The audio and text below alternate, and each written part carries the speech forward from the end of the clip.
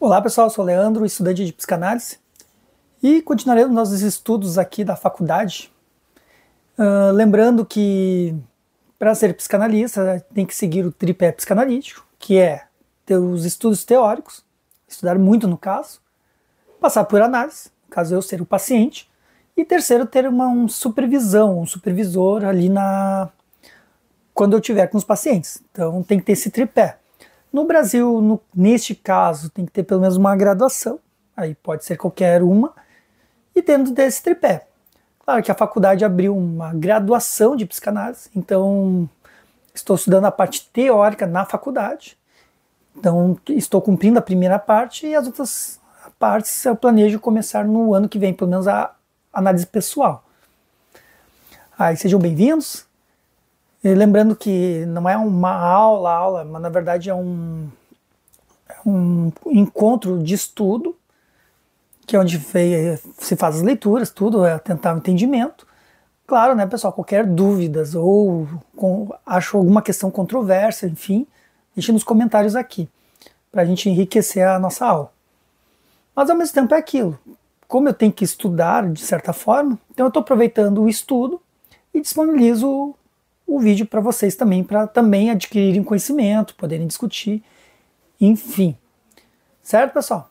Então, vamos lá então.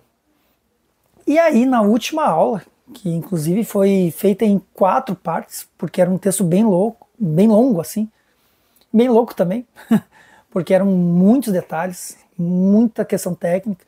Inclusive eu estou reestudando o texto porque achei bem complexo. E no caso, falando das principais funções mentais. E algumas coisas até interligava ali dos pacientes, às vezes as mesmas questões mentais, que apareceu em diversos momentos de esquizofrenia. Então, é nessa linha. E a aula de hoje, pelo que eu percebi aqui, que seria a finalização das funções mentais. Claro que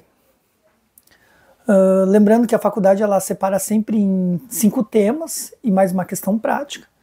E cada disciplina da faculdade é sempre dividida em 6 aulas. Então a gente está na nossa aula 4. Então passamos da metade aí. Só que dessa vez eu estou fazendo um pouco diferente. Estou dividindo as aulas em 2 partes, ou até mais, dependendo do tempo, para não ficar tão cansativo, que até para mim está ficando cansativo na questão do rever os vídeos, porque na verdade eu gravo para rever e reforçar o meu estudo, ouvindo ali tudo, discutindo comigo mesmo. E aí é uma maneira que eu estou conseguindo aprender mais. Então, sem mais delongas, vamos para o texto. E aí, claro que aqui fala da questão no que foi visto na aula passada, que seria a continuação. E o que aqui fala? Continuaremos nosso estudo das funções psíquicas a seguir. Então, continua com a questão dos estudos. E o tema 1, que é só para vocês se situarem, assim, claro, se estão acompanhando as aulas já estão por dentro do que está acontecendo. Mas para quem entrou de gaiato, assim, olhou a aula 4, são coisas que se avalia quando um paciente chega, por exemplo, no primeiro encontro, primeiro momento, ou primeiras sessões. Então, e são questões que tem que olhar para o paciente. E no caso, o tema 1 fala de inteligência, volição e pragmatismo. Confesso para vocês que volição, não faço ideia. Pragmatismo até tem uma ideia do que seja, mas volição... Mas vamos ver aqui o que nos traz. E aí a primeira coisa é inteligência. Mas vamos ver que tipo de inteligência se avalia, porque uma coisa é ser hiperinteligente ou inteligente, enfim, mas o que é ser inteligente? E aqui fala que a inteligência reúne todas as capacidades e habilidades mentais usadas na adaptação de tarefas necessárias para a sobrevivência. Então, na verdade, seria como se estivesse guardando questões para poder sobreviver, para poder realizar as tarefas, enfim, poder raciocinar sobre aquilo que está fazendo. Né? Pelo menos é o que eu entendi aqui no texto. Funciona por meio de esquemas complexos imóveis para a resolução de problemas. Claro, porque às vezes para a solução de um problema tu tem que buscar talvez um conhecimento mais primitivo, não digo mais primitivo, mas uma questão que aprendeu mais atrás, ou linkar que, isso aqui eu aprendi na adolescência, isso aqui na fase adulta, e aí tu linka os dois, bom, agora eu consigo solucionar isso. Várias outras funções psíquicas podem estar comprometidas, causando prejuízos intelectuais, entre as quais a linguagem, o pensamento, a memória, o raciocínio, a orientação autopsíquica e a sensopercepção. Isso tudo vimos na aula passada. As questões, para quem não lembra ou não viu, recomendo dar uma reolhada nos vídeos anteriores. Além disso, as habilidades de intuição e criatividade permitem que novos conteúdos e esquemas sejam construídos. Porque lembrando, o conhecimento a gente está sempre construindo. Não é uma coisa que adquirir e não precisa mais.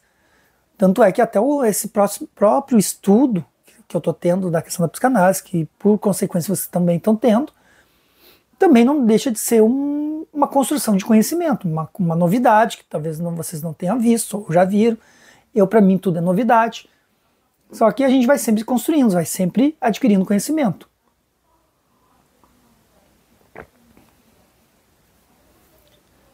E aí, determinadas fases do desenvolvimento da criança, os períodos críticos, são importantes para a aquisição de habilidades específicas.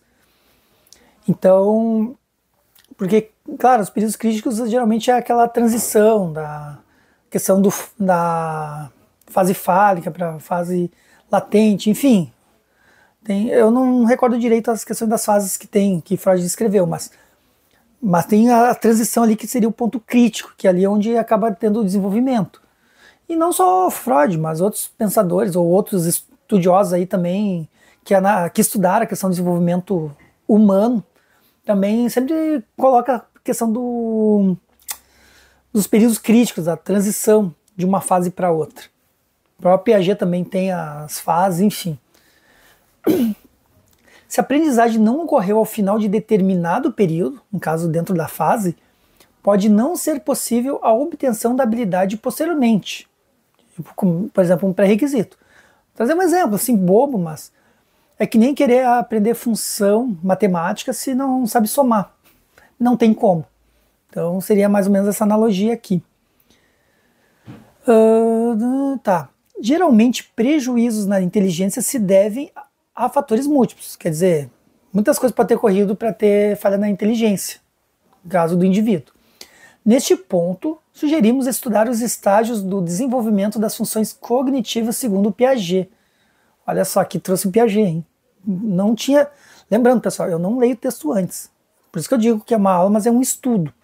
Porque se a aula mesmo prepararia, leria, ou já saberia o conteúdo, enfim, e traria para vocês. Que para um futuro até pretendo fazer assim. Quando terminar a faculdade, quero ver se eu encaminho para fazer vídeos educativos mesmo. Aí vídeos curtos, enfim. Então, mas isso é mais para posterior. Primeiro eu tenho que estudar. Bom, e aí, segundo Piaget, e os pré-requisitos para a expressão da inteligência segundo Jaspers. Há também autores que propõem outros modelos de estruturação de inteligência, como Cattell, Gardner e Goleman. Acho que é Daniel Goleman, se não me engano. Este último teoriza sobre a inteligência emocional, claro. Claro que no inteligência emocional nada mais é que tu saber lidar em sociedade. Mas o livro bem interessante, já cheguei a ler, uma época que eu busquei uns conhecimentos assim, mas é bem importante, assim, bem interessante. Outro ponto de vista, questão de tu lidar com as coisas que acontecem. Claro que não tem nada a ver com psicanálise, só para deixar claro, isso aí é uma outra questão. E aqui fala das alterações da inteligência. Segundo o Júnior, a inteligência está abaixo do intervalo normal em duas situações, quando se acredita que a pessoa tem um déficit de inteligência. Déficit intelectual e no declínio cognitivo. Vamos ver o que são esses dois. O déficit intelectual está relacionado a atrasos na aquisição de habilidades neurocognitivas, desde os primeiros meses de vida. Então, demora para aprender, por exemplo. O nível da inteligência é inferior ao da maioria dos indivíduos com a mesma idade. Já o declínio cognitivo, já fala o nome, declínio, consiste numa queda das habilidades intelectuais já adquiridas previamente. Então esse é o contrário. Em primeiro momento, no declínio cognitivo, a pessoa tinha uma inteligência normal, dentro da normalidade, e aí começou a cair. Esse quadro ocorre na demência, claro, daí começa a desenvolver a baixar o intelecto. No delírio, lembrando que o delírio não é delírio, delírio seria aquele momento que nem deram o exemplo da abstinência de algum, por exemplo, alcoólico, abstinência a álcool, que a pessoa fica mal, ali fica toda perdida e aí cai o nível de inteligência, porque a pessoa está pensando no álcool. E há outras síndromes mentais graves, como a depressão e a esquizofrenia. De novo citou a depressão, até está me chamando a atenção a depressão, que mais de uma vez na questão do cognitivo, do cair cognitivamente, a questão da depressão. Essa eu não sabia. Atualmente sabe-se também que as duas situações podem ocorrer concomitantemente, tipo, ao mesmo tempo. Então, na verdade, pode acontecer, a pessoa está com... vamos supor, já tem um déficit de inteligência, já está abaixo, e ao mesmo tempo começa a cair mais ainda. Então, um neurodesenvolvimento deficitário e uma deterioração intelectiva no mesmo indivíduo. Coitado. Por exemplo, pacientes com síndrome de Down, os quais apresentam maior risco para a demência de Alzheimer precoce. Você não sabia. Pelo DSM-5, o diagnóstico de deficiência intelectual é confirmado quando há prejuízo adaptativo em várias áreas. Tá? Não fica só numa. Por exemplo, cognitivo, social, autonomia, relacionamento interpessoal, dentre outros. Não é mais necessária a confirmação obrigatória por testes específicos da inteligência formal, já que os prejuízos ultrapassam apenas esse aspecto. Porém, na prática, sabemos que testagens neuropsicológicas têm seu valor também para acompanhar o desenvolvimento de pacientes, psicoeducação dos pais, orientação escolar e inclusive planejamento e expectativa de atividades na vida adulta. Claro, para ter um norte, digamos. Por isso que é importante saber exatamente em que pé anda o paciente. No outro extremo do espectro dos níveis de inteligência, temos as crianças e adolescentes com altas habilidades. Aí é o inverso, uma vez que apresentam um desempenho intelectual acima do esperado para a sua idade, e parece haver um desenvolvimento precoce, geralmente se sobressaindo em alguma área específica. Música, artes, lógica e assim por diante. E aí o texto nos traz, até agora está bem claro, assim para mim pelo menos está claro. Se vocês têm alguma questão, alguma coisa nesse sentido, coloque aqui nos comentários. E aí fala o exame da inteligência. Como é que seria esse exame de inteligência?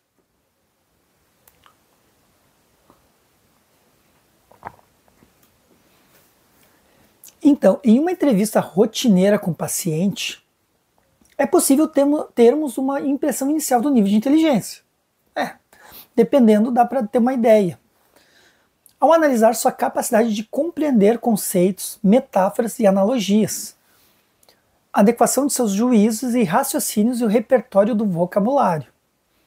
Informações sobre o seu desempenho escolar ou profissional, sobre como lida com os problemas do dia a dia, sua autonomia e capacidade adaptativa hoje são critérios fundamentais para avaliar uma possível deficiência intelectual. Claro, tem que ver todo um contexto, né, pessoal? Lembra que o déficit de inteligência ele cai justamente no teu dia a dia. Então eu digo na pessoa que tem com esse problema. Então influencia no dia a dia. Claro que tem muitas pessoas que vivem, óbvio, não tem por que não viver. E, inclusive até trabalho, enfim, só que dependendo do tipo de emprego, alguma coisa assim, acabam não ficando porque às vezes exige um pouco mais da questão da inteligência. Tem esse ponto aí. E aí tem os testes neuropsicológicos. Primeiro se falou do exame.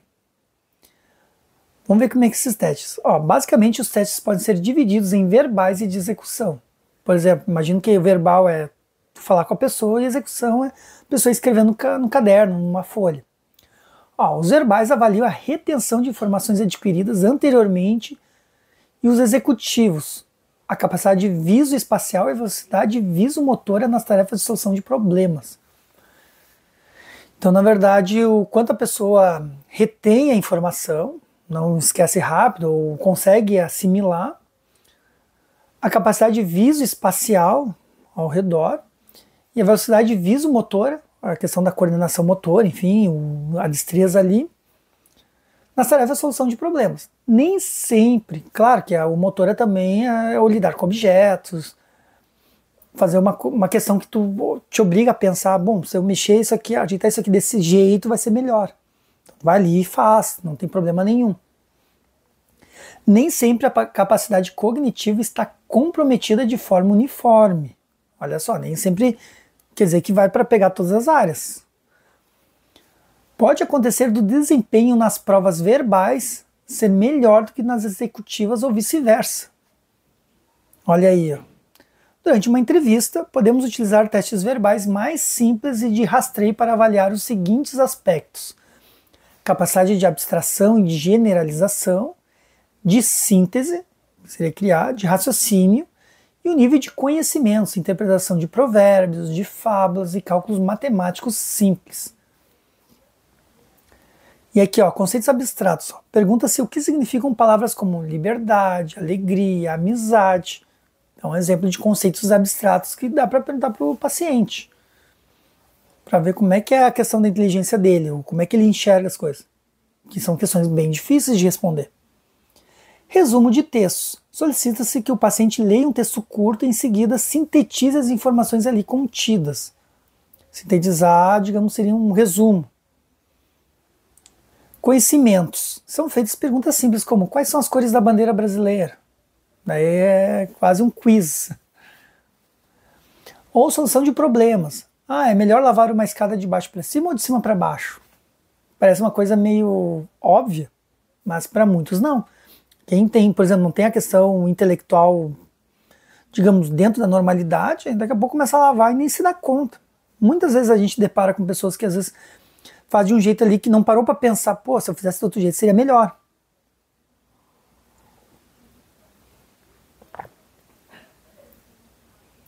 Aí os testes executivos, primeiro foi verbal, perguntar ali para a pessoa, coisa e tal. Os testes executivos compreendem tarefas como resolver quebra-cabeças e labirintos, completar figuras, ordenar uma história sem palavras, copiar desenhos, encaixar objetos em tabuleiros com formas e assim vai. O famoso, desenho o homem na chuva. quem não? Olha, tudo tem um propósito aí. Para uma interpretação adequada dos resultados dos testes de inteligência, que eu acho que isso aí é importante, porque não adianta fazer os testes, tu tá ali com o resultado, mas e agora? O que eu faço com as informações? Devem ser considerados todos os fatores que podem interferir no desempenho do paciente, como um baixo grau de instrução, sintomas ansiosos. Claro, porque daqui a pouco a pessoa tem só o ensino fundamental. Aí não vai querer que exija resolver uma fórmula de Bhaskara, por exemplo. Aí vai dizer, não, a pessoa não tem capacidade intelectual. Não, na verdade ela tem, só não tem conhecimento. Então tem que ter essa questão. Porque eu já dei aula em educação de jovens e adultos, por exemplo, tinha um senhor que seria equivalente ao 6º ano, 7º ano, mas numa inteligência anormal, só que não estudou. Então, daí claro que muitas coisas ele não sabia, mas aprendia assim muito rápido. Então tem isso também. Então por isso que tem que levar em consideração também a questão do fator do paciente ou do ambiente do paciente. Então aqui fala sintomas ansiosos, também atrapalha, sintomas depressivos, a falta de interesse ou de motivação. Atualmente a escala de Wechsler é a mais utilizada. Há uma versão para adultos e outra para crianças, fornecendo um QI verbal, um QI de execução e um QI total. Porém, temos que ter em mente que atualmente o prejuízo adaptativo em várias esferas de desenvolvimento é que define o diagnóstico. Então, na verdade, dá para usar esses recursos como um norte, mas não dá para, digamos, bater o martelo. Vontade. Então seria a volição, então. Deixa eu ver aqui. inteligência, volição e pragmatismo. Então, volição é vontade?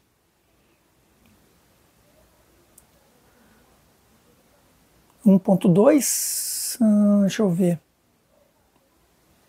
Ou tá dentro da inteligência ainda. Não, tá dentro da inteligência ainda. Ah, deixa eu ver aqui. Pra não... Ó, 1.1 inteligência. Ponto 2 vontade, Então, volição tem a ver com vontade. Então, ó, é uma função mental complexa, volição. Então, é uma função mental complexa e constitui um processo de escolha de uma entre várias possibilidades de ação. Então, você tem várias possibilidades, tem que escolher uma.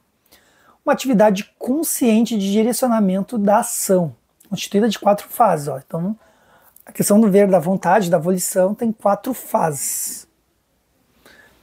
Então, tem a eclosão, ainda inconsciente ligada aos impulsos. Então, a eclosão está lá no interno. Deliberação, a escolha racional, faço ou não faço? Então, aí já é deliberação. Decisão, etapa principal, início da ação da vontade. Por exemplo, tem a deliberação, faço ou não faço? Vou fazer. E aí vem a decisão. Ou não vou fazer, que também é uma decisão.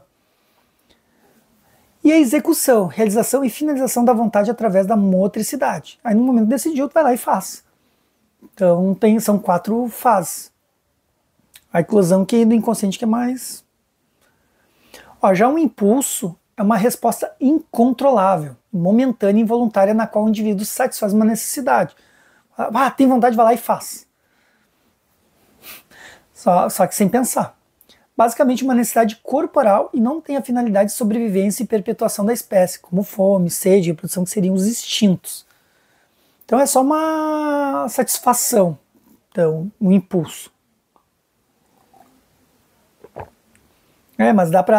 Mas é interessante saber que é diferente de o instinto, que instinto é sobrevivência.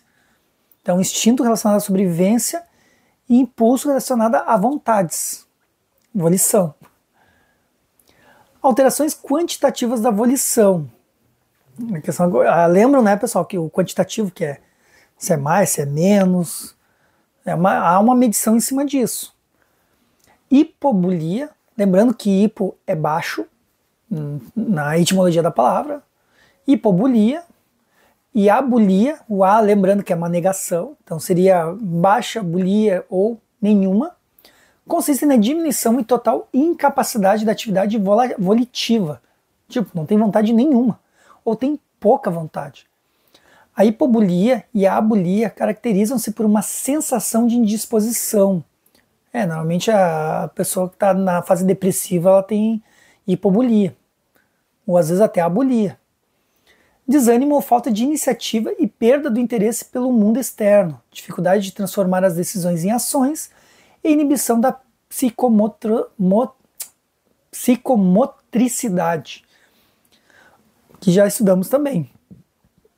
Quem não lembra, vai assistir uns vídeos aí, vamos se esforçar um pouco também, se quiser aprender, claro. Ocorre na depressão grave, como eu citei, na esquizofrenia, então a esquizofrenia também tem, então eu diria até que como se a depressão estivesse dentro da esquizofrenia, que sempre aparece, no delírio também, sem psicose, e alguns casos de demência e de déficit intelectual e no uso crônico de neurolépticos de primeira geração.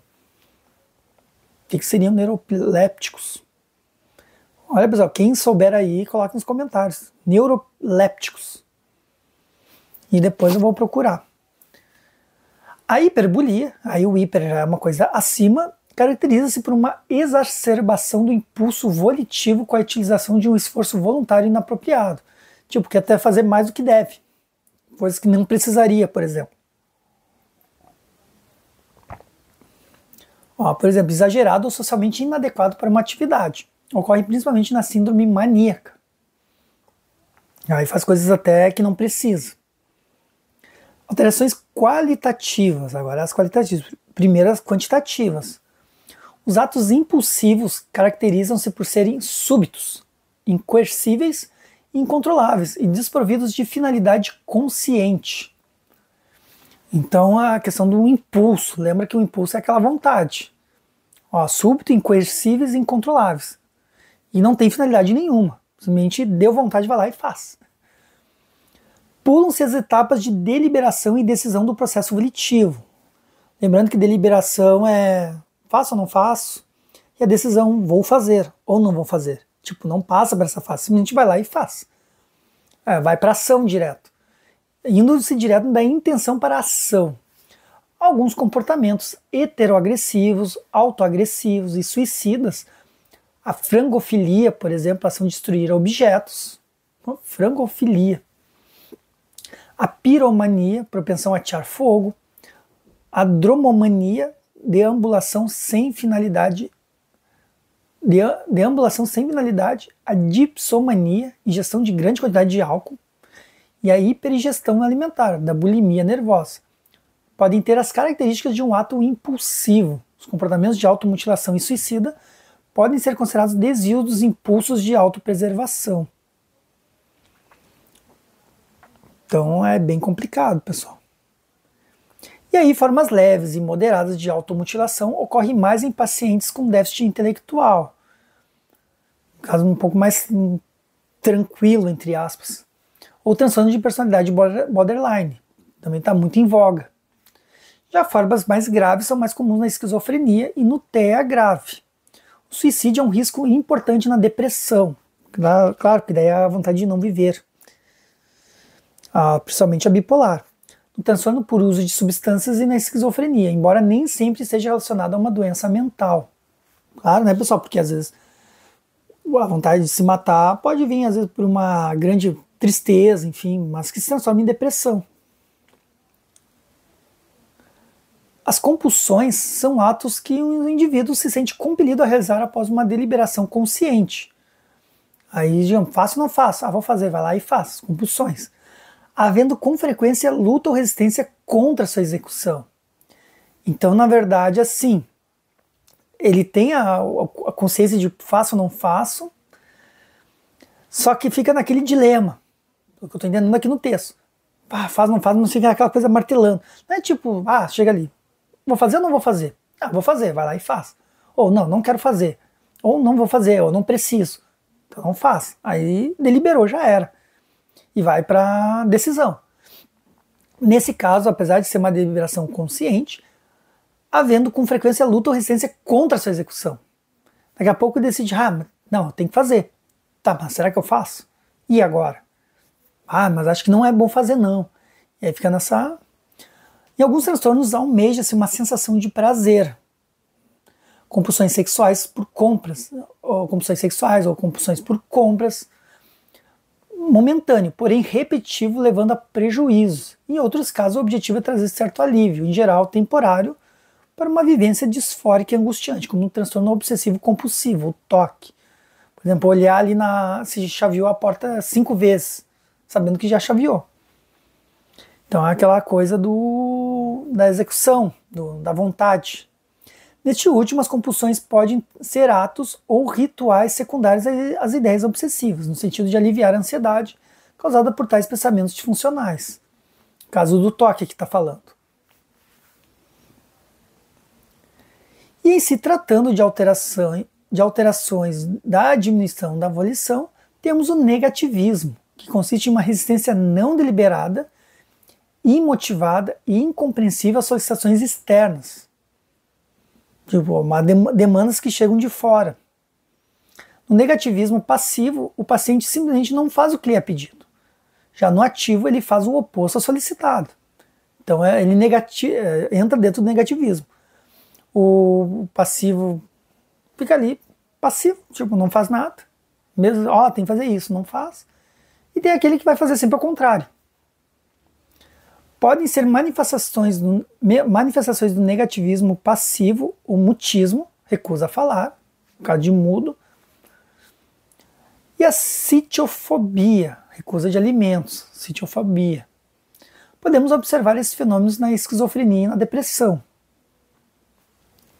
Já a obediência automática é uma alteração oposta ao negativismo, ocorre uma tendência exagerada a atender às solicitações externas, mas comum nos transtornos Transtornos dissociativos, por exemplo, o paciente se convence de que perdeu a memória. Ou conversivos, autossugestão. O indivíduo pode passar a acreditar por si próprio que está paralítico ou cego. E nos estados hipnóticos e no transtorno psicótico compartilhado. Então essa é, no caso, o inverso do negativismo. Mas vocês viram que são vontades que a pessoa cria, e não que realmente seja uma necessidade.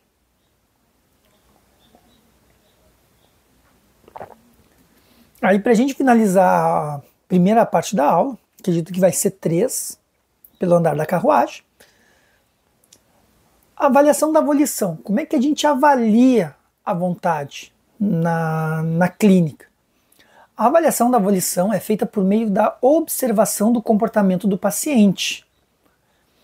Então a gente observa o paciente. Se ele demonstra iniciativa, é espontâneo e ainda consideramos sua capacidade de tomar decisões. Lembrando que tem as 4 etapas da volição. O grau de cooperação do paciente numa entrevista já nos fornece alguns elementos para identificação de alterações já citadas, como negativismo e obediência automática. Além disso, as variações quantitativas da linguagem e da psicomotricidade costumam estar diretamente ligadas à volição.